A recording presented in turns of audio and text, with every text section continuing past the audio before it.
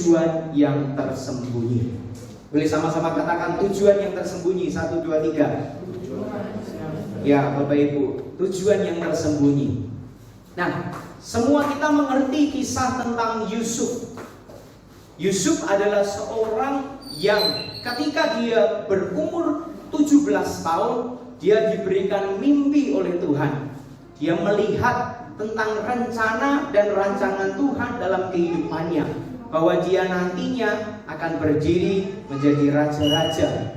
Di usia 17 tahun, dia sudah mengerti akan tujuan dalam kehidupannya. Dia sudah mengerti akan rencana Tuhan yang diberitahukan dalam kehidupannya melalui mimpi.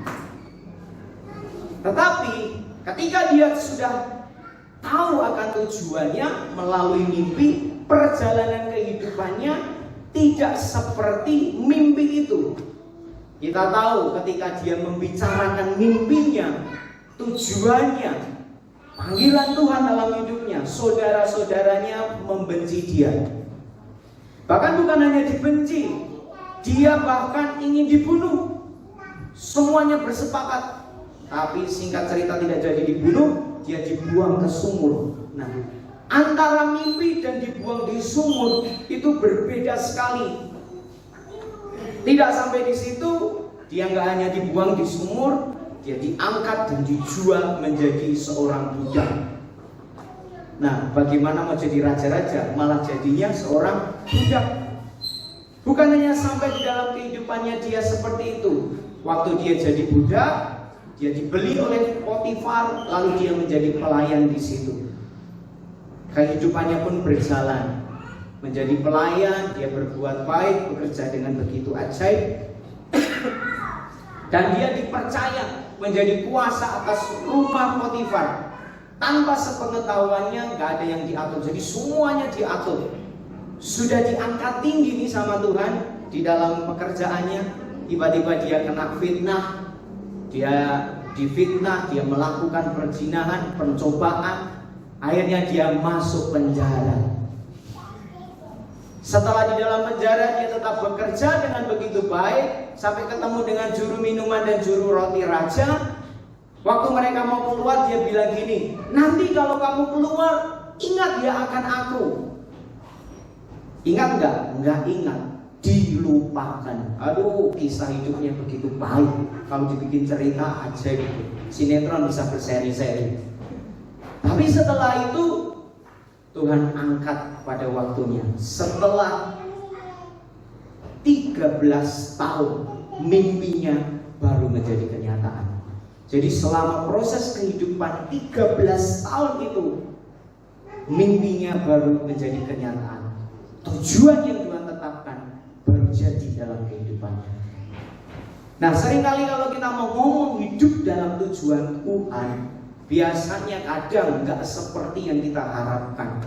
Bahkan mungkin bisa berbanding terbalik antara mimpi, visi, harapan yang sudah Tuhan taruh. Kayak Yusuf, mau jadi raja, jadinya malah di sumur. Mau jadi raja, malah jadi budak. Mau jadi perdana menteri, diangkat jadi raja-raja. Dan itu semua tidak terjadi. Beruntung proses demi proses membuat dia mengerti bahwa kehidupan itu tidak semuanya seperti yang dia mau. Nah, singkat cerita Bapak Ibu Saudara, setelah dia sudah mengalami perjalanan bersama dengan Tuhan dan di usia 30 tahun mimpinya digenapi, dia sudah hidup di dalam tujuan yang Tuhan tetapkan. Dia mendapat firman di dalam Kejadian pasal yang ke-45 ayat yang ke-5 sampai dengan ayat yang ke-8. Kejadian pasal yang ke-45 ayat yang ke-5 sampai dengan ayat yang ke-8. Ini ceritanya ketika dia sudah menjadi perdana menteri, terjadi kelaparan di negeri dan di semua negeri sekeliling Mesir, dan saudara-saudaranya datang kepada dia. Alkitab berkata, tetapi sekarang janganlah bersusah hati dan janganlah menyesali diri karena kamu menjual aku ke sini, sebab untuk memelihara kehidupanlah Allah menyuruh aku mendahului kamu. Kata sebab untuk memelihara kehidupan, itulah tujuan. Itulah tujuan yang tersembunyi yang Allah sudah tetapkan dalam kehidupan Yusuf, yaitu untuk memelihara kehidupan. Nah, pada waktu dia melewati 13 tahun itu diproses, dia belum mengerti kenapa ini kok terjadi dalam kehidupanku. Tapi setelah dia hidup di dalam tujuan, dia berkata begini, untuk memelihara kehidupanlah Allah menyuruh aku mendahului kamu. Itulah yang dinamakan dengan tujuan yang tersembunyi. Ayat yang ke-6, karena telah 2 tahun ada kelaparan dalam negeri ini, dan selama 5 tahun lagi orang tidak akan membajak atau menuai, maka Allah telah menyuruh aku mendahului kamu. Ayat yang ke-7, Allah telah menyuruh aku mendahului kamu untuk menjamin kelanjutan umurmu, keturunanmu di bumi ini, dan untuk memelihara hidupmu sehingga sebagian besar daripadamu tertolong. Bapak Ibu, di situ juga ditulis bahwa untuk menjamin kelanjutan keturunan, dan itu juga tujuan yang tersembunyi di balik perjalanan Yusuf. Nah, yang menarik di ayat 7 dikatakan Allah telah menyuruh aku. Nah, kisah Yusuf pernahkah kita membaca pada saat dia dijual ke Mesir? Lalu Allah berfirman pada Yusuf, aku loh Yusuf yang menyuruh. Ada nggak Bapak Ibu? Nggak ada. Nah, di balik kejadian yang Yusuf alami, ternyata Allah yang menyuruh. Allah yang punya rencana, Allah yang menetapkan tujuan yang tersembunyi. Nah, ayat yang ke-8 ini menarik sekali. Jadi, nah Bapak Ibu, kalau kita tahu kata jadi, itu berarti sebuah kesimpulan yang sudah Yusuf ambil dalam perjalanan kehidupannya. Dia berkata begini, kamu yang menyuruh aku ke sini, bukanlah kamu yang menyuruh aku ke sini, tetapi Allah, Dialah yang telah menempatkan aku sebagai bapa bagi Firaun dan tuan atas seluruh istananya dan sebagai kuasa atas seluruh tanah Mesir. Bukan kamu, tetapi Allah. Itulah kesimpulannya. Jadi bukan manusia, tetapi Allah yang menempatkan Yusuf untuk menjadi bapa bagi Firaun. Walaupun cara yang dipakai, dia harus dibuang dulu, dia harus mengalami proses dulu, dia dijadikan budak, dipenjara, dilupakan, dikhianati, sebagainya, banyak sekali yang dia alami. Tapi ternyata di balik semuanya itu bukan manusia, melainkan Allah. Nah Bapak Ibu, saya bawa sebuah contoh sederhana. Saya ibaratkan ini sebuah perjalanan Yusuf selama dia 13 tahun dari satu titik menuju sebuah tujuan. Ya, ini mungkin jalannya kalau dia rata ya. Apa yang terjadi kalau jalannya Yusuf begitu mulus dalam kehidupannya, dalam satu malam mungkin, waduh, kayak kisah cerita ya. Dia langsung diangkat Tuhan, mulus semuanya menjadi Perdana Menteri. Apa yang terjadi? Yang terjadi adalah dia jatuh, gampang rapuh, nggak kuat. Tapi karena dia mengalami berbagai macam dalam kehidupannya, dia saudara-saudaranya iri dalam kehidupannya, terjadilah penurunan kehidupan. Saya bilang menurun kehidupannya karena saudara-saudara mimpi. Bukan itu, dia dijebloskan lagi ke dalam sumur, terlipat lagi hidupnya. Waduh, ini gimana ini, sumur dan mimpi begitu jauh. Lalu dia dijadikan budak. Mampir setelah jadi budak, hidupnya turun, dia senang ke Potifar, dia diangkat lagi sama Tuhan, diangkat tinggi, diangkat. Lalu dia dipenjara lagi. Kemudian dia baru diangkat jadi sebuah perdana menteri. Dan apa yang terjadi? Ketika 13 tahun itu berjalan dalam kehidupan Yusuf, saya agak gemetaran.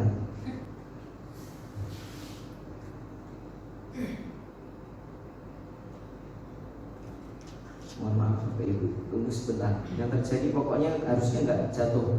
Kalau jatuh berarti saya yang salah. Boleh coba. Ini aja. Nah, nggak jatuh kan? naik turun kehidupannya. Penjara, dikhianati, naik lagi diangkat jadi kepala, turunkan lagi ke penjara, dilupakan orang, naik lagi jadi perdana menteri, membuat hidupnya jadi kuat. Proses 13 tahun itulah yang membuat dia kuat.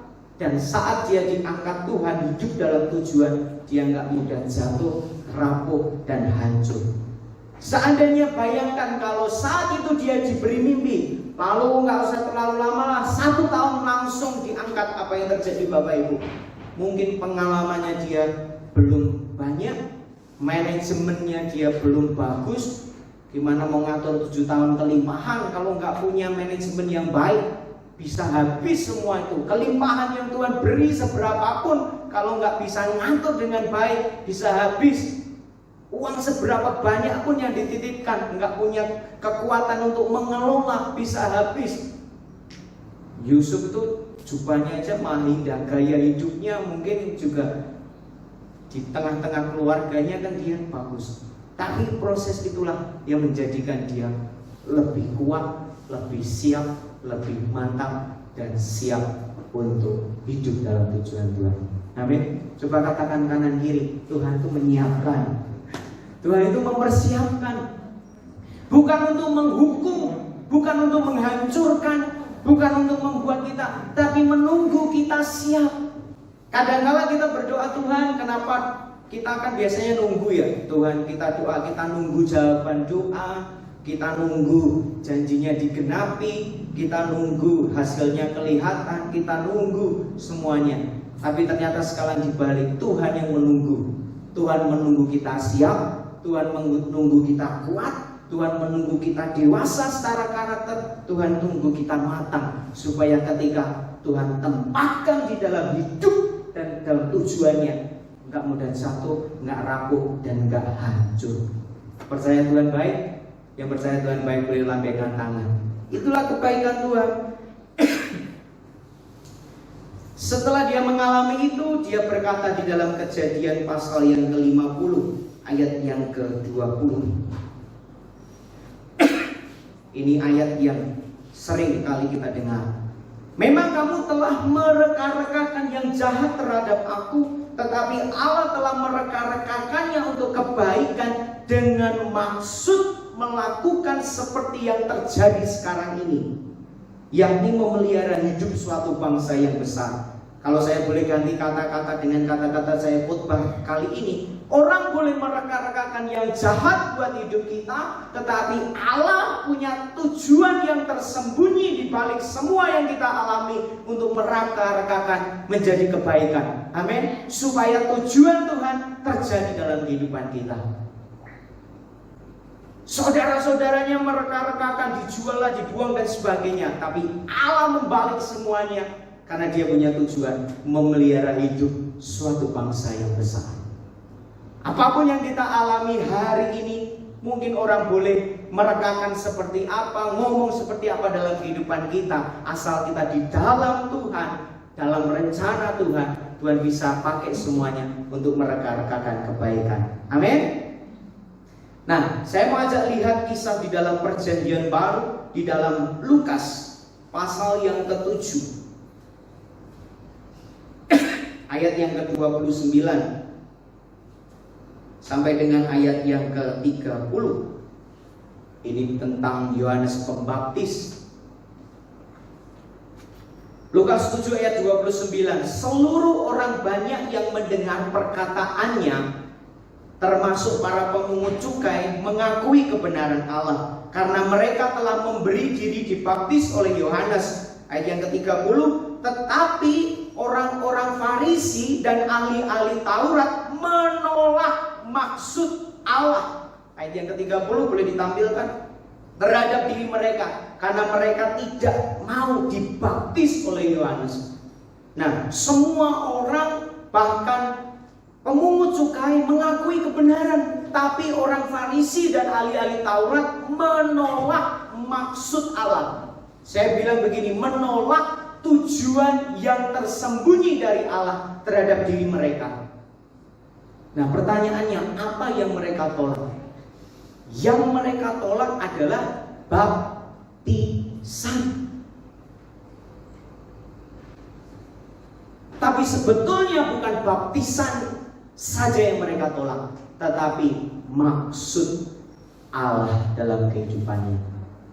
Kalau saya bilang gini, kemasannya adalah baptisan, tapi isinya adalah tujuan Allah yang tersembunyi. Kemasannya adalah baptisan, tapi isinya adalah keselamatan, pertobatan.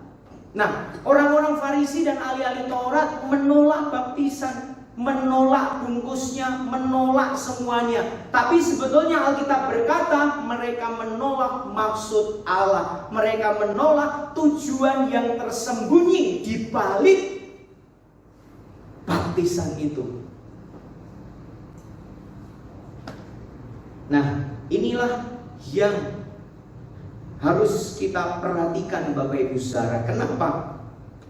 Karena banyak kali dalam kehidupan kita, bungkus-bungkus hidup itu tidak seindah isinya. Beda dengan produk atau iklannya. Kan dikemas bungkusannya biar menarik, biar orang mau isinya. Tapi kalau hidup ini kadang bungkusnya pahit, tapi isinya manis. Yusuf bungkusnya penjara, budak dan sebagainya. Isinya mempersiapkan dia jadi Perdana Menteri. Orang-orang Farisi ahli Taurat menolak bungkus baptisannya, tapi dia tidak sadar bahwa yang dia tolak di balik semuanya adalah tujuan yang tersembunyi. Nah, Bapak Ibu, saya berikan sebuah gambaran ilustrasi. Ada seorang pemuda cungkring kurus. Dia tertarik untuk belajar kungfu kepada salah satu suhu yang terkenal. Dia ahli bela diri, dia ahli dalam segalanya. Nomor 1, top marko top pokoknya, nggak ada lawannya. Nah, anak muda ini datang pada ahli kungfu ini dan berkata, aku mau jadi muridmu, ajari aku apa aja supaya aku bisa jadi ahli kungfu yang hebat, yang tak terkalahkan. Dan suhu ini berkata, boleh kamu jadi muridku, besok datang pagi-pagi sebelum matahari muncul. Wah, karena dia punya kerinduan yang hebat, akhirnya dia semangat dan dia datang kepada suhu itu dengan harapan bahwa dia akan latihan dengan guru yang paling hebat, dia dapat ilmu yang banyak dan dia bisa jadi ahli kungfu yang terhebat. Singkat cerita, sampai di depan suhunya, gurunya yang bilang, kamu hadap sana, lihat. Di situ ada batu segede gajah. Kamu dorong batu itu. Setelah itu datang kepadaku. Waduh, dengan semangat menggebu-gebu, dia datang ke batu itu dengan segenap tenaga dia kerahkan, dia dorong batu itu. Wah, sampai batuk-batuk bahkan batunya nggak bergerak. Dia dorong begitu kuat dengan sekuat tenaganya, dengan sekuat energinya, dengan semua semangatnya. Dia dorong terus dan dia nggak berhasil menggeser batu itu. Waduh, hari pertama ini belum berhasil. Hari kedua dia lakukan terus. Hari ketiga, hari keempat, sampai ke hari ketujuh belum berhasil juga. Singkat cerita, sampai 6 bulan dia tidak berhasil. Kerjaannya yang dorong batu aja setiap hari. Tapi setelah itu dia mau give up, dia bilang sama suhunya, gurunya, "Guru, aku gak berhasil menggeser batu. Sudahlah, aku gagal lah. Aku pulang aja, aku gak jadi muridmu. Gak jadi belajar kungfu aja lah." Lalu sang guru dengan rendah hati dia ajak ke sebuah kolam yang bening sekali. Anak muda ini suruh lihat ke ini. "Apa yang kamu lihat?" "Mukaku." "Coba kamu gini." Dan setelah dilihat, ternyata tubuh yang awalnya cungkring, kering, kurus, itu sudah mulai keluar otot-otot di tangannya, keluar otot-otot di paha dan di perutnya. Lalu gurunya bilang gini, "Siapa yang suruh kamu geser batu? Aku suruh kamu dorong." "Kenapa itu buat kamu?" "Karena itu mempersiapkan otot-ototmu kuat. Kalau hari pertama aku langsung latih kamu kungfu," bahasa Jawanya gini, "merotoli semua kamu, rontok semua tulang-tulangmu, kamu gak siap, tubuhmu gak kuat." Waduh, ternyata di balik dia harus dorong batu yang besar, ada tujuan yang tersembunyi yang sang guru sedang persiapkan untuk melatih otot-ototnya kuat. Jadi kalau dia tolak bungkusnya dorong batu, dia akan kehilangan isinya mempersiapkan ototnya, dan dia nggak akan bisa lanjut untuk berlatih kungfu jadi yang terhebat dan hidup dalam tujuan. Nah, seringkali dalam kehidupan kita juga seperti itu Bapak Ibu. Kita dikemas dengan sebagai macam tantangan, pencobaan yang kayaknya kita dorong gak geser-geser dah. Kayaknya kita gak berhasil, ini sudah gagal. Tapi mungkin juga Tuhan gak suruh kita untuk geser batunya. Mungkin masalah kita gak selesai-selesai dan diizinkan untuk terus terjadi. Tapi tanpa sadar itu melatih otot-otot iman kita, melatih kepercayaan kita, melatih untuk nantinya siap dan bisa dilakukan sesuatu yang jauh lebih besar. Amin. Selalu ada tujuan yang tersembunyi yang Tuhan kerjakan dalam hidup kita di balik proses hidup yang kita alami. Bagi yang mengasihinya. Bapak Ibu mengasihi Tuhan, lambaikan tangan. Yang mengasihi Tuhan percaya selalu ada tujuan yang tersembunyi yang Tuhan berikan dalam hidup kita. Walaupun bungkus dan kemasannya macam-macam, ada yang masalah, penderitaan dan sebagainya. Nah, pertanyaan kita dalam menghadapi sesuatu berarti kita mesti tanya, bukan hanya kenapa mengapa, tapi apa maksud Tuhan di balik semua ini. Jangan-jangan Tuhan sedang siapkan, Tuhan ajari, atau Tuhan berikan sesuatu yang melatih kita jadi lebih kuat. Tapi coba katakan ke kanan kiri, jadi lebih kuat. Ya, tujuan yang tersembunyi yang Tuhan kerjakan bisa membuat kita menjadi lebih kuat. Proses hidup, kegagalan, kelemahan, kejatuhan membuat kita makin kuat. Dan Tuhan percaya Tuhan masih baik. Dia nggak mungkin mau kita terus ada di area yang sama. Dia pasti akan ubahkan segalanya. Saya lanjutkan di dalam Yohanes pasal yang ke-9. Yohanes pasal yang ke-9 ada sebuah kisah yang menarik yang bisa memperkuat sebuah tujuan yang tersembunyi. Perikopnya adalah orang buta sejak lahir. Yohanes 9 ayat 1 boleh ditampilkan. Firman Tuhan berkata, waktu Yesus sedang lewat, ia melihat seorang yang buta sejak lahir. Ya, Yesus lewat, ada orang yang buta sejak lahir. Nah, ayat yang kedua, ini respon murid-muridnya. Murid-muridnya bertanya kepadanya, Rabi, siapakah yang berbuat dosa? Orang ini sendiri atau orang tuanya sehingga ia dilahirkan buta? Bayangkan, dia buta, muridnya tanya, siapa yang berbuat dosa? Siapa yang salah nih? Atau apanya yang keliru nih? Kok anaknya bisa lahir buta? Orang tuanya kah yang salah? Atau dianya sendiri yang berdosa? Tapi ayat yang ketiga menarik Bapak Ibu Saudara. Jawab Yesus bukan dia dan bukan juga orang tuanya, tetapi karena pekerjaan-pekerjaan Allah harus dinyatakan di dalam dia. Amin. Amin. Bukan ayahnya yang keliru, bukan anaknya yang keliru, tetapi ada pekerjaan-pekerjaan Allah yang harus dinyatakan dalam hidup dia. Artinya begini, bukan salah siapa, kita nggak perlu cari tahu siapa yang salah, orang tuanya yang keliru atau anaknya, atau datang masalah apa. Tetapi ternyata Tuhan punya tujuan yang tersembunyi di balik kelahirannya yang kurang itu, supaya pekerjaan Allah dinyatakan dalam dirinya. Amin. Amin. Dalam hidup ini juga seringkali kita tanya, siapa nih yang salah? Kelirunya di mana sih? Wah, tuh jangan-jangan nenek moyangku sampai keturunan ke-7. Wah, kita aja gak kenal, berani sekali nunjuk-nunjuk begitu. Tapi ternyata ada pekerjaan-pekerjaan Allah yang harus dinyatakan. Singkat cerita, nanti akan terjadi kesembuhan, seluruh orang akan heran dan membawa orang-orang datang ke dalam Yesus. Apa yang kita alami, apa yang kita lihat, bungkusnya, jangan hanya lihat bungkusnya, isinya apa? Ada maksudmu enggak Tuhan? Ada tujuanmu yang tersembunyi enggak di dalam semuanya?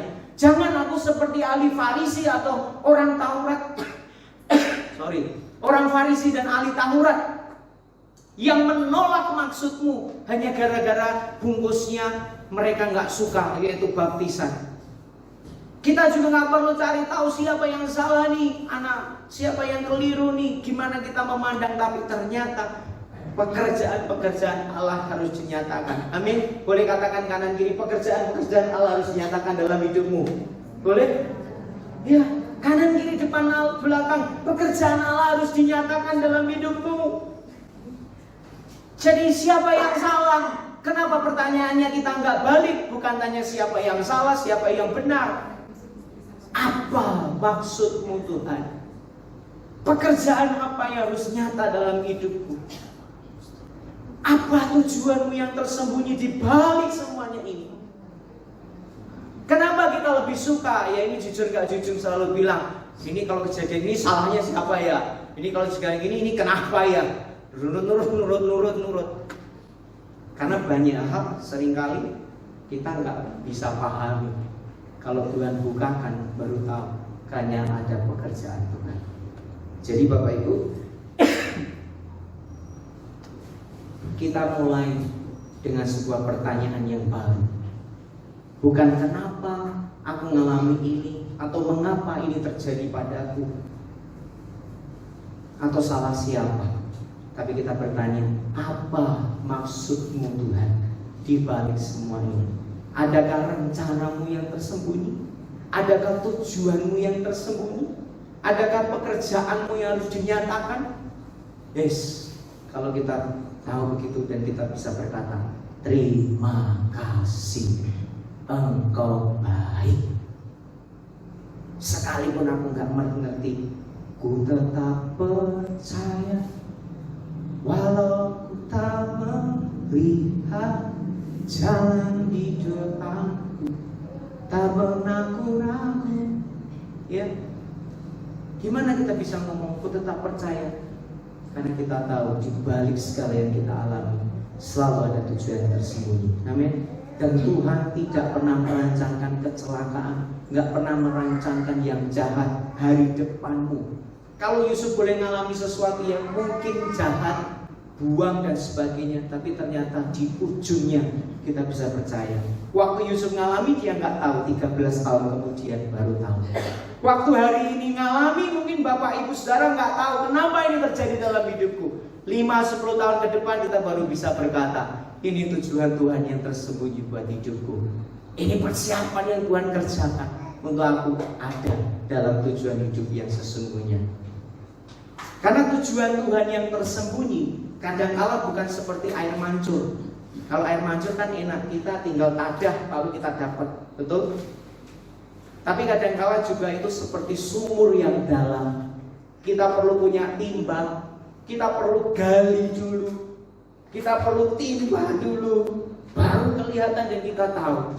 Bapak Ibu udah ngalami perjalanan hidup sama Tuhan, nggak selalu kan di awal ketika kita ngalami itu kita tahu, oh ini maksud Tuhan kayak gini. Tapi setelah kita lewati, seperti Yesus berkata, untuk maksud penyelamatan, untuk maksud kelanjutan keturunan, untuk maksud yang besar aku ngalami ini. Dan dia bisa bersyukur, dan dia bisa bilang, manusia rekan-rekan, tapi Allah buat kebaikan. Amin. Hari ini mungkin kita nggak ngerti yang kita alami, tapi kita punya timba yang harus kita gali sama Tuhan. Kita timba semuanya, dan kita bisa lihat Tuhan nyata. Kenapa saya kasih ilustrasi sebagai timba? Karena di dalam Amsal pasal yang ke-25 ayat yang kedua, Amsal pasal yang ke-25 ayat yang kedua berkata seperti ini, kemuliaan Allah ialah merahasiakan sesuatu, tetapi kemuliaan raja-raja ialah menyelidiki sesuatu. Ya, kemuliaan Allah itu merahasiakan. Itu memang kemuliaannya dia, tetapi kemuliaan kita menyelidiki segala sesuatu. Amsal 25 ayat yang kedua. Jadi kalau kita dapatkan makna di balik semua yang kita alami, itu kemuliaan. Boleh katakan kanan kiri kemuliaan. Kemuliaan itu kapan? Ketika engkau tahu makna di balik semua yang kita alami. Itu kemuliaan yang Tuhan berikan. Karena kemuliaan kita adalah menyelidiki segala sesuatu. Tuhan memang rahasiakan. Kenapa? Supaya kita selidiki. Ya, saya punya sebuah contoh sederhana Bapak Ibu saudara. Waktu ada sebuah orang tuanya ini menyiapkan harta karun kepada anaknya. Dan dia saking senangnya, dia bilang, aku gak mau kasih langsung.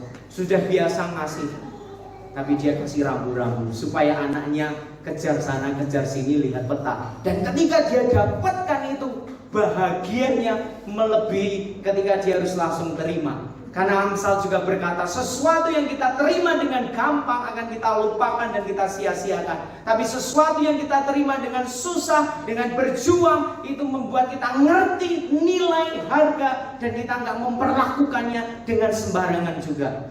Kemuliaan Allah merahasiakan sesuatu, kemuliaan kita adalah menyelidiki dan menerimanya. Seperti sumur yang dalam kita gali sampai semuanya kita nikmati, dan di balik semuanya ada tujuan yang tersembunyi. Amin. Percaya Tuhan kita baik? Ya. Jadi kalau aminnya kenceng kita selesai, aminnya nggak kenceng kita tambah waktu. Amin. Amin Bapak Ibu.